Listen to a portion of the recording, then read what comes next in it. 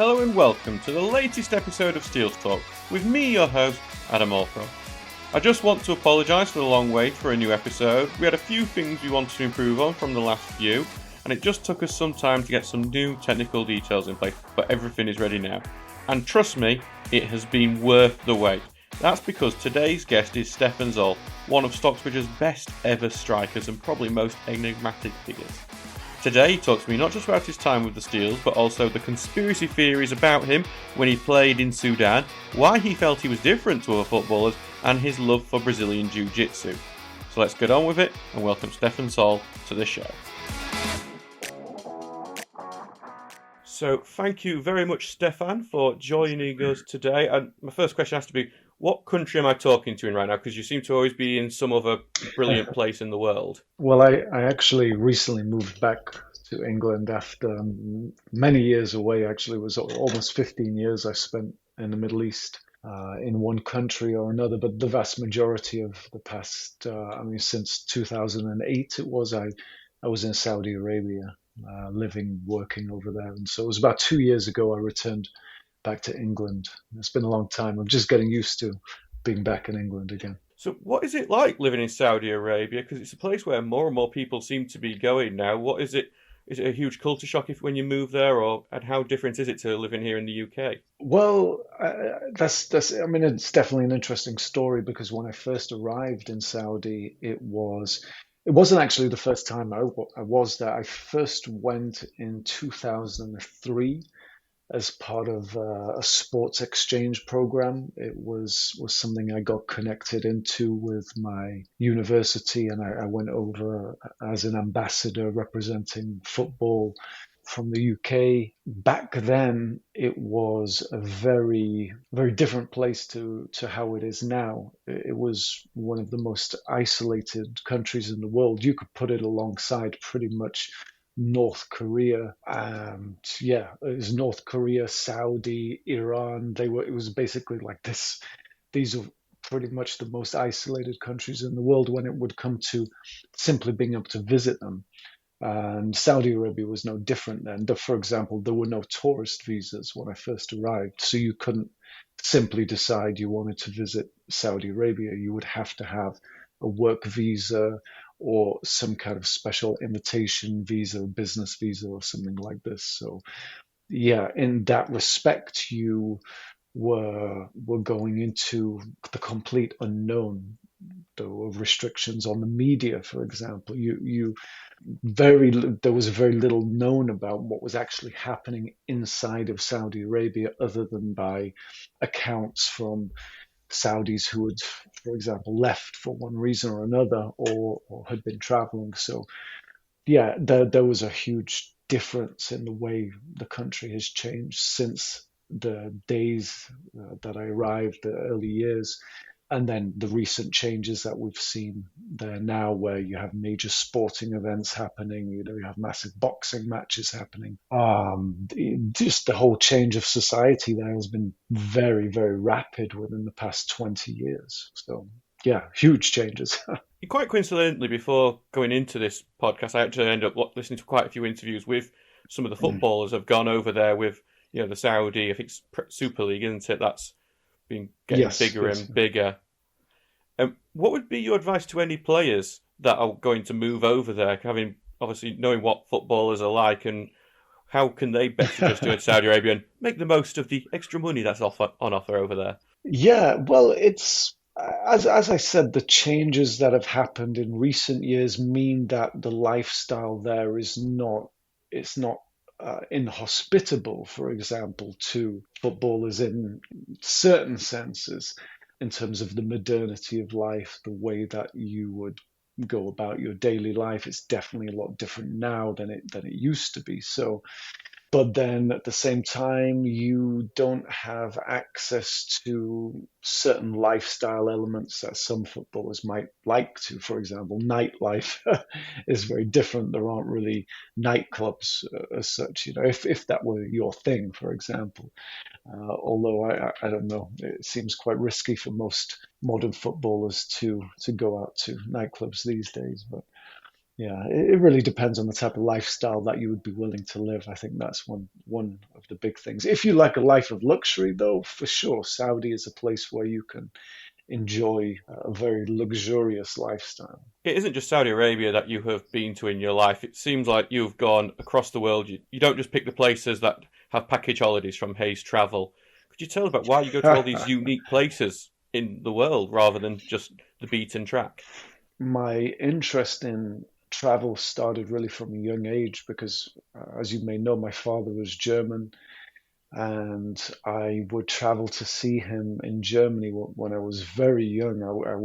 I remember going on a plane. I must have been maybe 5 or 6 years old. I was by myself. I went as an unaccompanied minor, and I flew over to see my dad in Frankfurt. So I was used to going to airports from like a very early age, traveling by myself.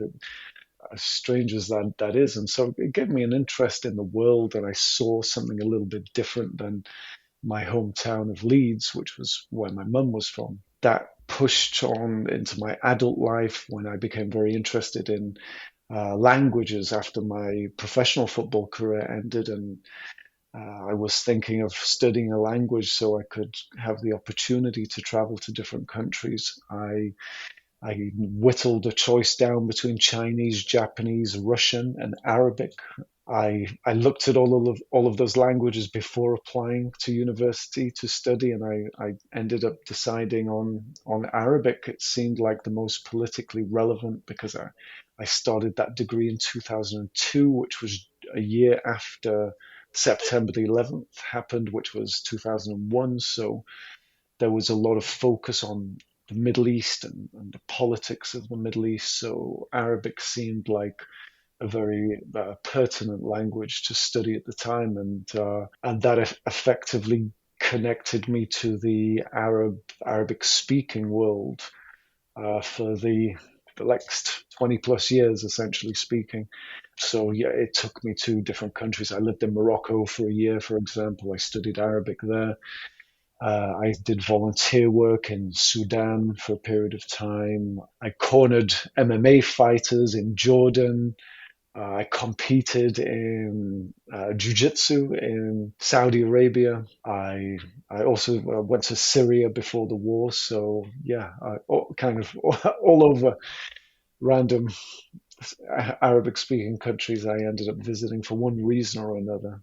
Yeah, it was interesting. I have some stories to tell. Yes, and one of those stories I'm going to press on because otherwise I've got to give my journalism degree back to the university. Because what happened in Syria? Well, that was yeah, it was an interesting story. It was a very, very tense time politically in the world because it was the year of the 7/7 bombings in the UK. So I think, and the ongoing invasion of Iraq. So there were a lot of global tensions, and Syria was again a very isolated country in the world with the dictatorship that was in place there. It was a very oppressive country, and very few foreigners were really able to live freely there and go around. It was more accessible in Saudi Arabia, for example, as you could get tourist visas, but it was still a country that had dangerous elements and dangerous aspects to it. I actually went to study Arabic at an institute there where many foreigners were being taught. And the government, I'd heard before visiting that the government had a habit of picking up foreign nationals, arresting them without charge, holding them for indefinite periods of time.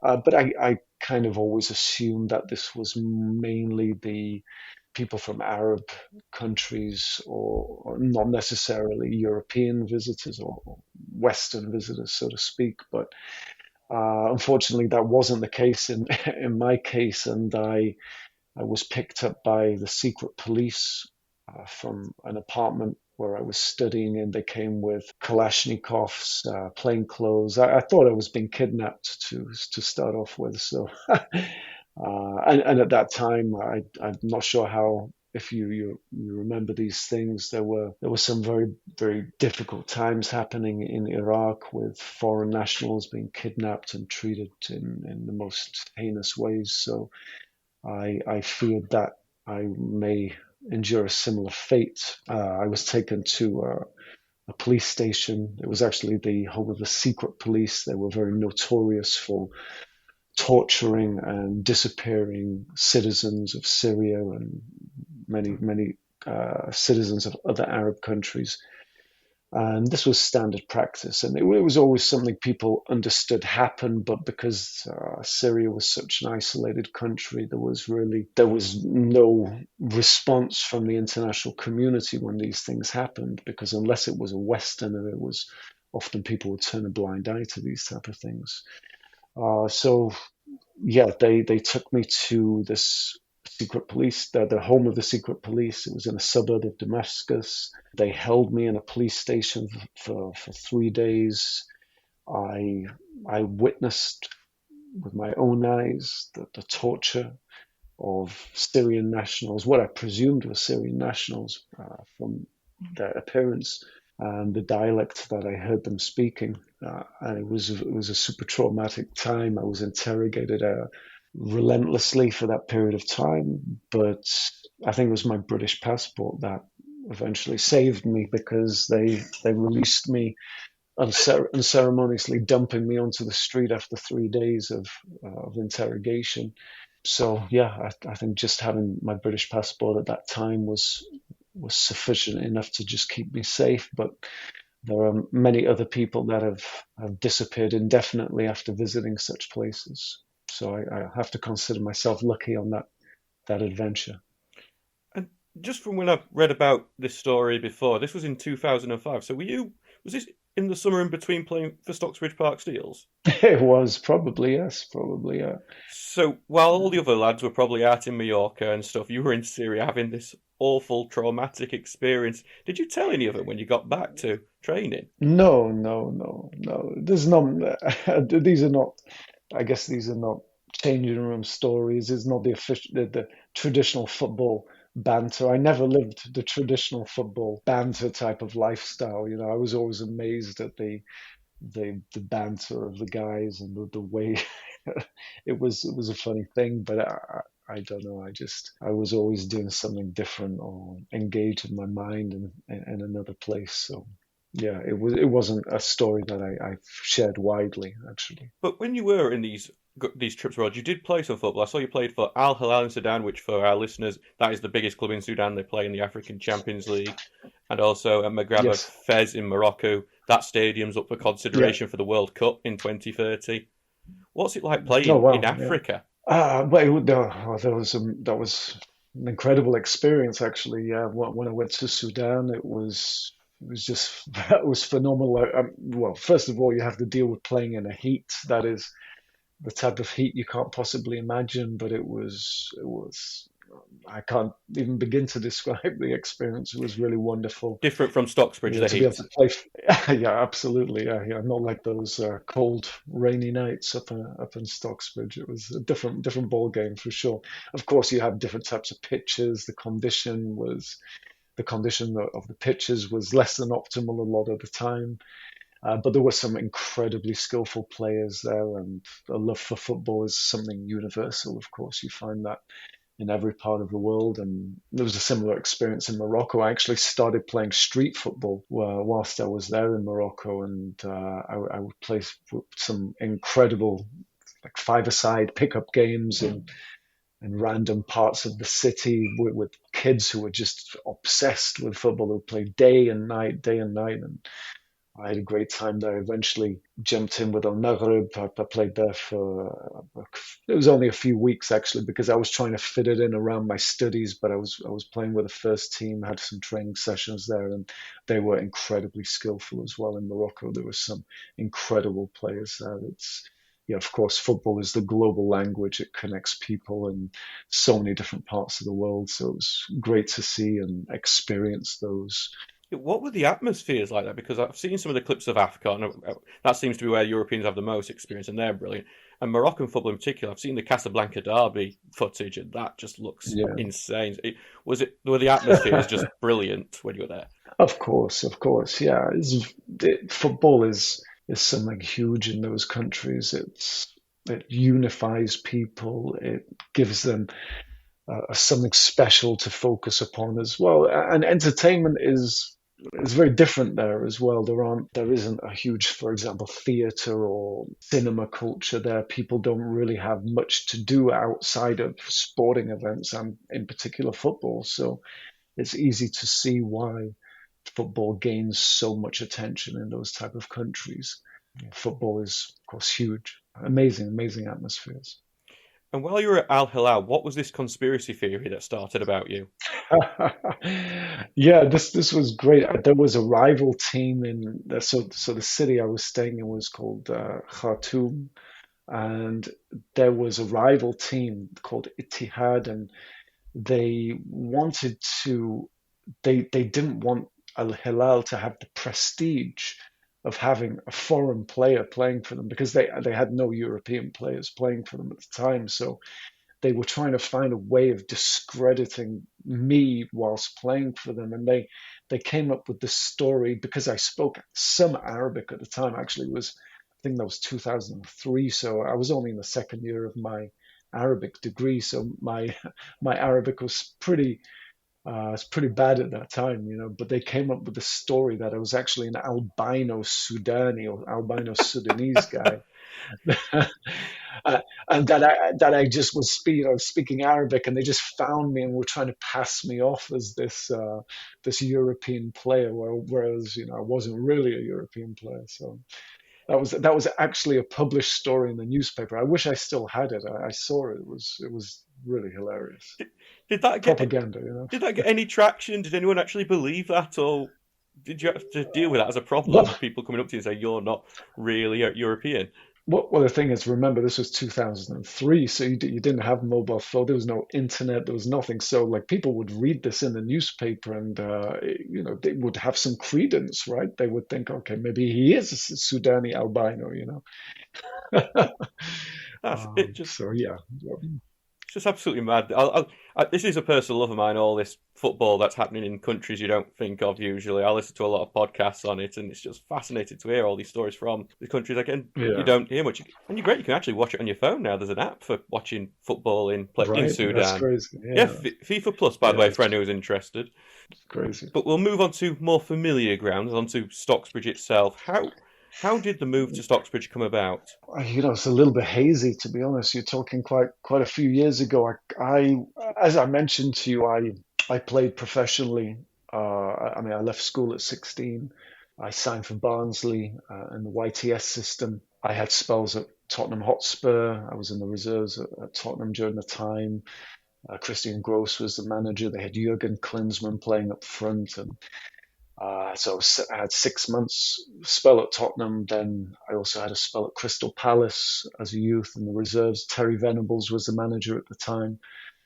And I felt like I was getting to the point where I was getting close to making a first team appearance. I got an opportunity to go out and play in the French second division when I was 19 years old. So I signed a year contract with Dunkirk. Played a year there. It didn't really go how I planned. I came back and back to the UK when I was 20 years old, and I couldn't get back into professional football at that time as there were many players similar to me. There were so many players each year that just they kind of end up filtering into non-league, and that's what happened to me. I just filtered into non-league football. Eventually ended up at Stocksbridge. I think I was probably playing at a maybe Pickering before then. I played at a few non-league clubs in the Yorkshire area because my mum is from Leeds. I had a small stint at Whitby, but I think for sure I did my best work at Stocksbridge. Again, I can't remember exactly how it came about. Just Pete got in touch with me, said, come on by, come and have a look at the ground and sign for us. So yeah, of course, when I saw the ground, I was actually very impressed because it's quite rare that you find good quality pitches in non-league at those type of levels. And Stocksbridge, their pitch was certainly better than many of the other grounds in the league at that level. So yeah, I thought I would give it a go and see how it was at Stocksbridge, and definitely I had some of the best years of my non-league life there.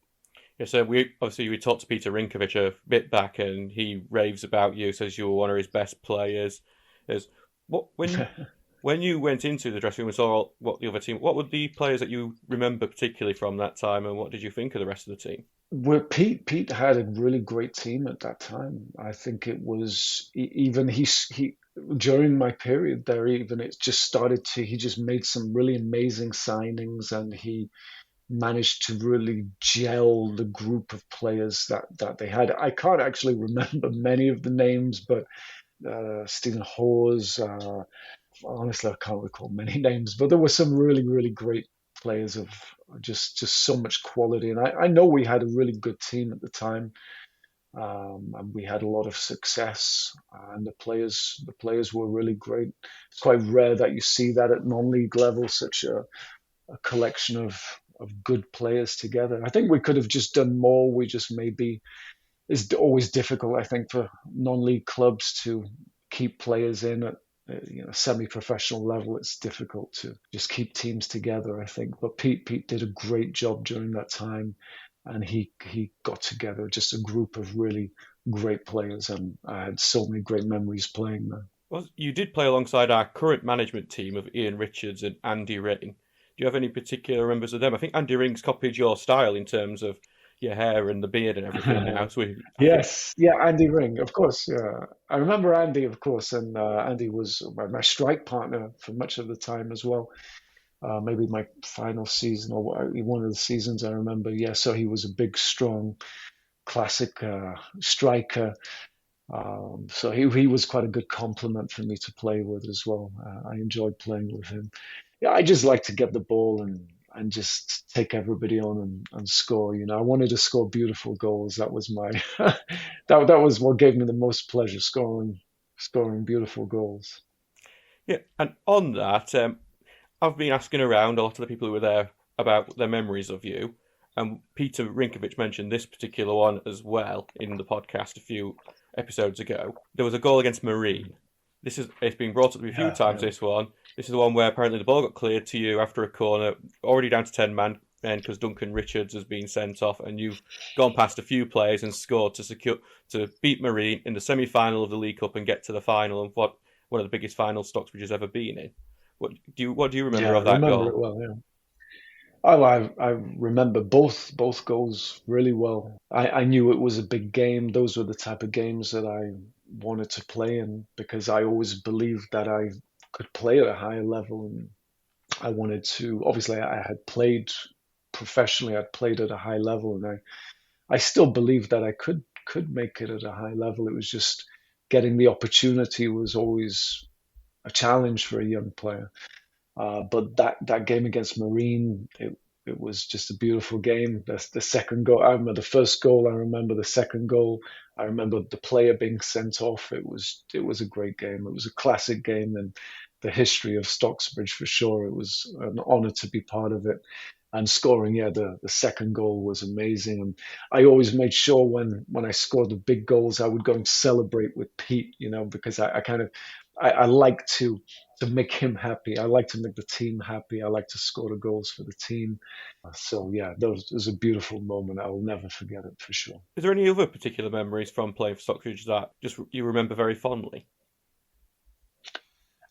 Certainly scoring some of the best goals I've ever scored. I remember there was a few goals particularly that I scored in front of my father. My father was my biggest supporter. He'd always helped me throughout my career. He'd helped me in many different ways and supported me. So he would come over. He was living in France for the remaining part of his life, and he would always make a great effort to come and watch me play. So I managed to score some really amazing goals in front of him. I remember there was one against maybe Bishop Auckland. I think that it was them. It was probably the best goal of my non-league career, maybe arguably better than the Marine goal. Took the ball from inside our own penalty area, I think, and I took it all away and scored. And that was just beautiful to be able to score that in front of my father. And yeah, that made me very happy. So, but a lot of amazing moments playing different games and the highs and the lows of football. Just the experience was experiences of a lifetime for sure. One thing also when I've been asking around about you is that one of the thing that came back consistently is that you were not the typical footballer. You were not the one who'd be propping up Brackenmore Social Club until 8 o'clock, like some of them, if not later. What was it like trying to Yeah. fit in with a lot of lads who did like propping up Brackenmore Social Club until 8 o'clock, if not later? And how is it trying to get on with lads who are obviously very different to you? I guess I've never felt like a typical footballer. In many respects, I was always interested in many different things outside of football. I was a football fan of sorts, but for example, I never supported a team. Certainly not into my not. I didn't. I was neither really a Leeds supporter. I wasn't a supporter for any team as such.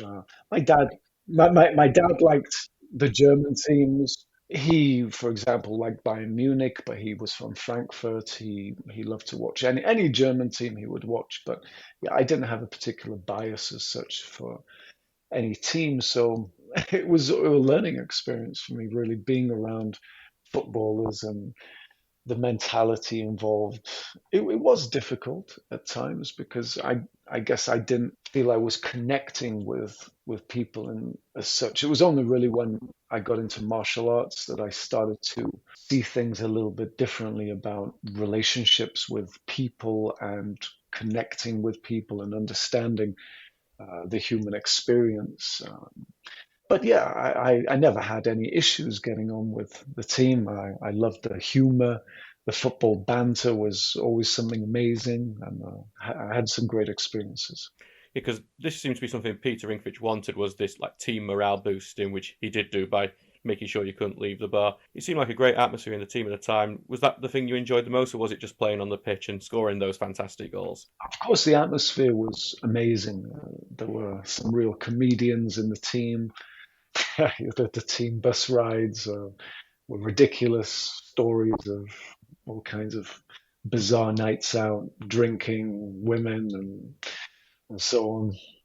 Various X-rated stories when the norm on the team bus. But yeah, the atmosphere was amazing. But of course, I loved the game. I love to play. I love to score goals. I love to create kind of like an art from football. So obviously you mentioned earlier you moved to Saudi Arabia to teach, I believe it was. Was there any sort of regret in leaving Stocksbridge at an age where you probably could have given a lot more years to the club and still been at the top of your game? Or were you quite happy that you were able to try something completely different by moving out there? I did think about that. I guess it was a complex thing. It was a complex moment in my life because there were so many different things happening. I wasn't sure there was going to be a future for me in football, and I had this taste for adventure.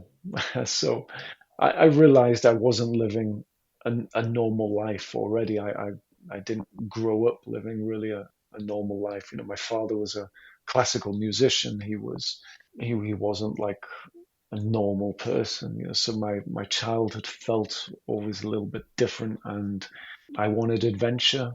I had the opportunity to go and work in Saudi, and it just took me on a whole new chapter and a whole new series of adventures. And I think it was a great moment in my life actually, and it took me into another sport professionally. So yeah, I guess that was the way it happened, and I've had some amazing experiences, the highs and lows. And another one I've got to ask is that when you were at Tottenham, like you mentioned, you played alongside a young Peter Crouch.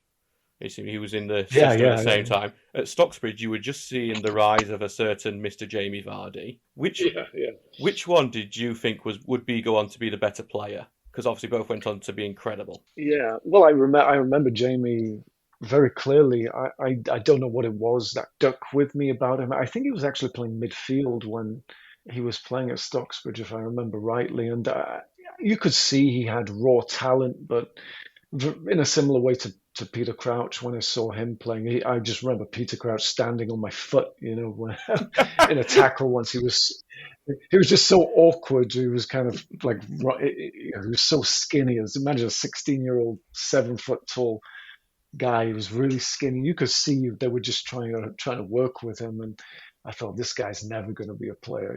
But and then see how wrong we were about Peter Crouch. But I guess with Jamie, yeah, you just saw these little flashes, but I didn't see enough of him to say, yeah, okay, this guy has what it takes. I think there were so many non-league players who I played with and who are very, very high level and could have easily played at a high level, but it's just the way the game is. There are so many young players every year that get let go by professional teams and they filter into non-league, and some may get back eventually, some may not. And I guess that's one of the sad things about the life of a footballer. If you put everything into being a footballer, you may eventually get nothing out of it. And again, that was another motivating factor for me when I had the opportunity to explore work and leave football. I had to make that decision. Could I be the Jamie Vardy? Could that happen to me? But I think there are so many variable factors you never really know. And Jamie just was in the right place at the right time, and his talent developed, and he had an amazing career. And it's amazing that I was on the pitch with him, of course. Do you think it had things took a different direction that you could have been playing or in a high division? Because it's a common refrain about you that you were too good for Stocksbridge. No, no, I felt when I played, I felt like I could do anything. I felt when I got the ball, I felt like I could beat anybody. I felt like I could dribble past anybody. I felt I could do things with the ball that other players couldn't do. Like I knew that. But at the same time, I think it's just circumstance. It's being in the right place at the right time. It's having the opportunities presented to you, or even seizing the opportunities. And I did have opportunities. I was training every day with the first team at Crystal Palace. I was very close to pushing through, but I just I didn't make the cut. So it's just I think that's the way life is. It's sliding doors. In it's just I guess you just have to keep moving forwards. It is what it is. I'm so happy I got into another professional sport, and I had some amazing experiences in that sport as well. So I think if I did play professional football, if I did make it, I may not have had those subsequent experiences that I did have. Actually, takes me on to our next topic of that. It's Brazilian Jiu-Jitsu. You're a black belt in that, am I correct? Yeah, yeah. It's my ninth year actually as a black belt, so I'm yeah technically a third degree black belt in Brazilian Jiu-Jitsu. Yeah. So, just for anyone who's not aware, what is Brazilian Jiu-Jitsu? And Yeah, well, Brazilian Jiu-Jitsu it translates. Jiu-Jitsu is actually Japanese, and it translates as the gentle art. It's actually a cousin of Judo, and it can trace its origins back to the times of the samurai when they wanted techniques that could be lethal on the battlefield when they lost their weapons. So at the core of jiu-jitsu, we attack all of the major joints in the body. So basically, you learn how to break arms, elbows, shoulders, kneecaps, ankles. We even have spinal locks, and of course, we have chokeholds as well, which are meant to be lethal when applied. So yeah, that's that's what jiu-jitsu is. It became popularized due to the UFC. The actual early, I don't. Of course, you're probably aware of the UFC, the Ultimate Fighting yeah, Championships. This is it's a $1 billion industry now in the US. And back when I started jiu-jitsu, which was in 2000, the UFC was still just only gaining traction. There was very few people in the UK knew what it was, but the UFC became popularized because of jiu-jitsu. The early UFCs, it was very much more of a style versus style fight, and you would have wrestlers coming and fighting taekwondo black belts or boxers fighting. karate black belts, and you had these really interesting fantasy martial art matchups. But in the early matchups, there was a really skinny guy called Hoist Gracie, and he fought every type of style you can imagine, and in a UFC format, i.e., no rules, in a cage, and he would win every single fight using jiu-jitsu, submitting his opponents either with chokeholds or joint locks. And at the time, I think there was still a mystique around martial arts that karate was a form of self-defense, for example. Nobody really understood what jiu-jitsu was. It just looked an unusual thing, people fighting on the ground, and it wasn't understood in that sense. But the UFC, we saw the effectiveness of the UFC against opponents who weren't trained in ground fighting. And then after that point, really, the popularity of jiu-jitsu in the early 2000s started to explode. You started to see more academies opening up in the UK. And yeah, that's when I started training. So my first training in jiu-jitsu, it was really more MMA that I was training in at the time, but I really loved the jiu-jitsu aspect of it. So I started training in 2000. It was an amazing thing to encounter. I really training on and off during my semi-professional career because I couldn't really put all the effort into training because obviously had to attend my football training sessions. But I was still training fairly often in between. So I would, for example, train jiu-jitsu on a Monday night, and I would go to a game on a Tuesday, or training on a Tuesday, or a midweek game, and then maybe get another training session on a Thursday or Friday. So I was trying to cram everything in. As soon as I found jiu-jitsu, I just fell in love with it, and I felt like this was the sport for me potentially, especially because my football career wasn't really going to where I wanted it to go to. So So because of that background, when you were on the football pitch and we had you have those comings together where it's a bit of a brawl starts, did some of the other lads want you to get really involved in that because they knew you'd take them all out? no, I mean the thing is, I was very fortunate to have a really amazing instructor. My first instructor, he was one of the most dangerous men you could possibly encounter. He was a bouncer at a Bradford nightclub. It was one of the most notorious nightclubs in Bradford. But despite being one of the most dangerous men that you could possibly imagine, this man was one of the most nicest, humble human beings that I've ever encountered. And he was self-educated as well. He wasn't formally educated, but he was just an incredibly insightful human being, and I was really impressed by that, especially coming from a football background where, to be frank, there's a lot of ego involved in football. I think it's part of football, I don't want to disparage footballers in general, but you do see that ego plays a huge part in the elite level of football because these footballers are multimillionaires. They're made into celebrities. They're superstars. It's a very different direction for your life. But what I saw in my instructor was an incredibly powerful human being, a man who could snap you in two, literally, with his bare hands. He could destroy a person physically, but at the same time, he was one of the most humble people you could possibly meet. And so, that idea, especially when you see people particularly men with such bravado about themselves, aggression that you often see on the football pitch, for example, often displayed by people who actually have no idea how to actually fight, but yet will incite violence or want to instigate violence of some kind. What I came to understand is that the more you understand the consequences of violence, the less you want to become involved in it.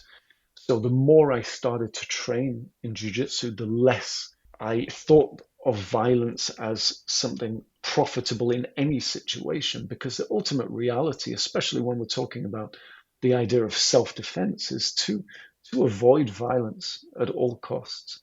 I think that's the greatest expression of a martial artist, is someone who is able to be a person of peace, a peacemaker in the world, and not to be someone who is pushing for violence or calling for violence. And I think that's really where the philosophy of martial arts comes in. I think the center, the root philosophy of a true martial artist is love, and that should be the highest goal for our training, so that we can be powerful, we can be strong, confident human beings who are able to defend ourselves and our families, but be humble with the power that we have and not be an oppressor, not be someone who puts others down, but rather as a person who is supporting societies, supporting communities, supporting families. These are the beautiful things that martial arts can potentially give to a person. And that's what I found, and that's what I gravitated to, and that's how I live my life. You know, you do my job for me sometimes because my next question on here was what was is the appeal of Brazilian Jiu-Jitsu, but I think you've just defined it perfectly there of what the appeal of that in any sort of martial artist. So what I'm going to ask you next instead is how did you manage to turn that not into a passion from that and from being a passion into basically a business and teaching so many youngsters how to do Brazilian Jiu-Jitsu? I mean, my answer could be connected to that last question as well in many respects, because I think it's once you understand what martial arts can do for people, you view it as it's almost a philanthropy in a sense, because you have the ability to help people, you have the ability to empower people in a way that is very difficult through other means. So I personally believe that jiu-jitsu is an incredible vehicle for self-realization. It can change people in ways that you can't possibly imagine. You become more confident when you train. You become more confident in yourself. You become more confident in who you are. The very idea of jiu-jitsu, it encourages a self-reflection that is very difficult to find in other things, because in our training we have to do what we call tap. So you may have seen it if you watch the UFC, where you see the guy tap if he's in a submission hold, meaning that, well, what is the symbolism of a tap or a submission? As the name sounds, it means that they give in. It means that they accept defeat. So there's a level of humility that you have to employ to accept defeat, because getting beat is not, it's not easy. People don't like to get defeated, right? You see the reaction, look at the reaction of defeat and how it's manifest in many different things. Football fans are known to go crazy when their team loses. You know, the anger, the disappointment, it's a consuming thing. But imagine getting that type of experience every single day in training, multiple times during your training session. You get humbled in this way where your size and your strength means nothing. The amount of money in your bank account means nothing. How good looking you are means nothing. Imagine all of those things being taken away from you. That's what jiu-jitsu does. It makes you humble to yourself. It makes you bring yourself back to the very essence of what makes you who you are. And that's empowering. So in that sense, once people recognize that power of jiu-jitsu, it starts to sell itself. It creates communities, and that's what I did with my business, particularly in Saudi. I created communities within jiu-jitsu, groups of people all together on the mats, training with the same similar type of goal, not necessarily the same goals, but with the same kind of experience at its core, the mutual respect and the love for their fellow human beings. This was really the core of my teaching, and this is what I want within my communities that I'm teaching. And first and foremost, it's not for the money, it's for the love of the game, the game of jiu-jitsu. So when you've been competing at this and competing in these championships, is that sort of filling like the competitive hole that you left behind when you left football? Absolutely, absolutely. I didn't expect that I would compete in jiu-jitsu. I didn't expect that I would compete in the world championships of jiu-jitsu. Yeah, it was essentially going to the World Cup of jiu-jitsu. I managed to do that. I managed to do it on multiple times into my 30s. The experience of competing in combat sports, I think, is very different to competing in football. I played in some fairly big games. I played in the FA Cup third round once for Guiseley. That was televised. That was a big game. But there's nothing like martial arts. The idea of competing, standing across the mat from another person. And in the case of jiu-jitsu, obviously I wasn't worried about punching or kicking, but I have a guy standing in front of me who wanted to break my arms, break my legs, and choke me unconscious like his life depended on it, because that's what I would be trying to do to him. I think that recognition of what you're undertaking is an incredibly intense experience. You have to view it as battle. You have to have that intensity, the mentality to win. Of course, it's a sport. It's not life or death, just as football is not life or death, but it has obviously a threat of potential injury. It has the potential threat of death, although it's a lot less, of course, than than it is in, for example, boxing, where you're getting a lot of head trauma. But for example, there have been cases of severe paralysis in jiu-jitsu. That's happened on a number of occasions. So serious injuries can potentially occur, and you carry this feeling with you into the fight. You could call it. Some people don't like to call it a fight because there's no punching and kicking, but dynamic of jiu-jitsu is it's certainly not as brutal as other combat sports, and I do compare jiu-jitsu to chess. I don't know if you know, I did play competitive chess also, so at one point in my life. So I consider the game of jiu-jitsu, it's the game of human chess, because it's not just about the person who has the biggest muscles or has the greatest athletic advantage. It's about strategy. It's about using your mind to create a plan and a way of attacking your opponent that will be to your advantage. So the whole dynamic of competing in jiu-jitsu was very different to football. Being on the pitch with 10 other players, you could have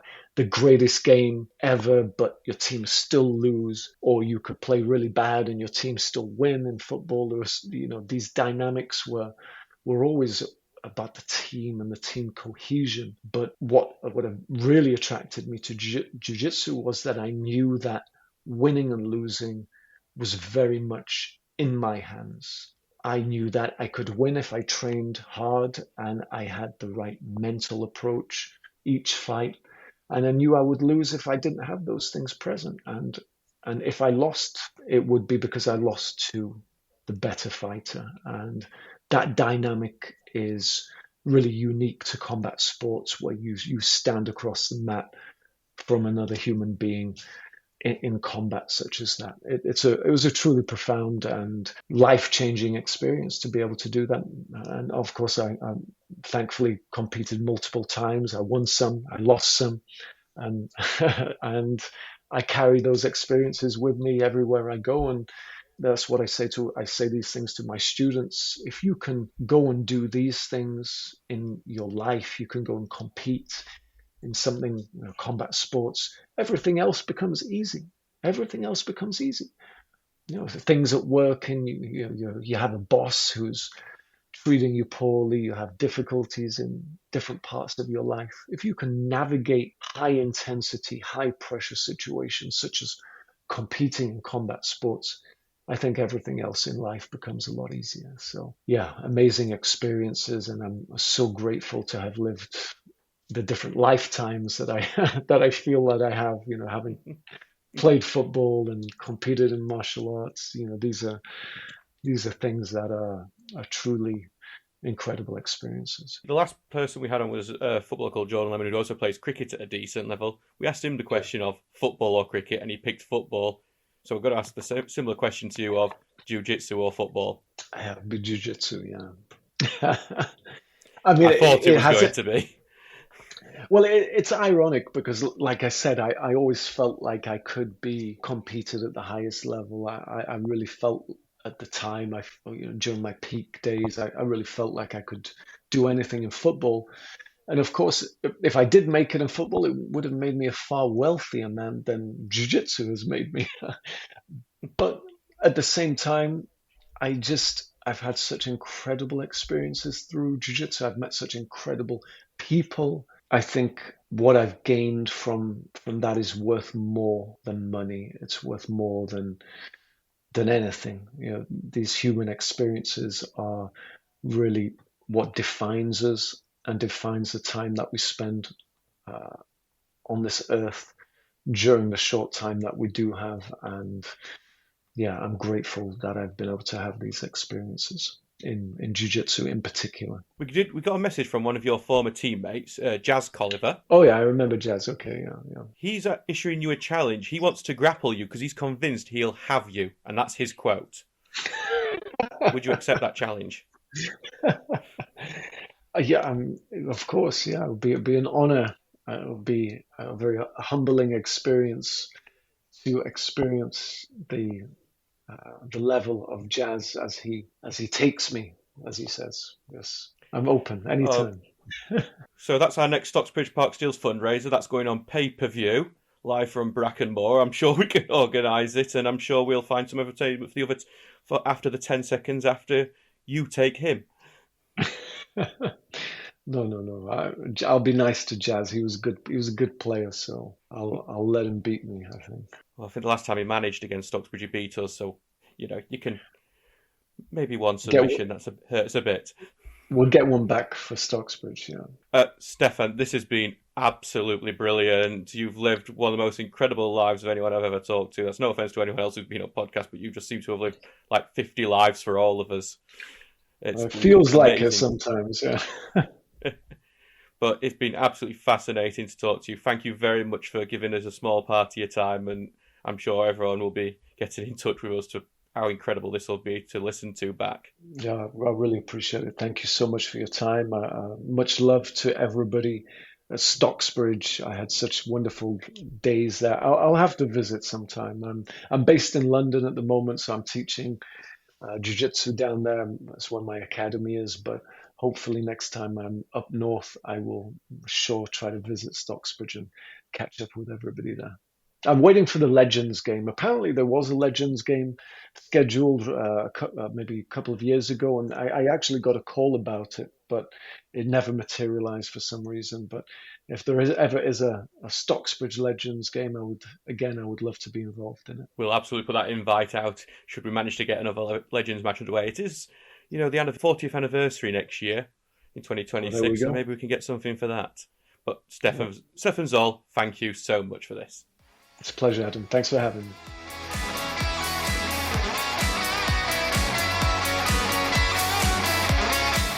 I'd like to thank Stefan Zoll for spending his time with us and telling us about his incredibly unique life. If you enjoyed this, please do check out our other episodes, then like this, subscribe to us on whatever platform you're listening to us on, and leave a review and a 5-star rating. That one really helps on Spotify. It helps the podcast get seen and heard by more people, and then hopefully that just keeps on growing and growing and growing, and it becomes even bigger than, whatever the biggest podcast is. Anyway, finally, from me, your host, Adam Allcroft, I'd like to really thank you all for listening, and we'll see you for the next one, and I promise that bait's not going to be as long next time. I hope. Goodbye.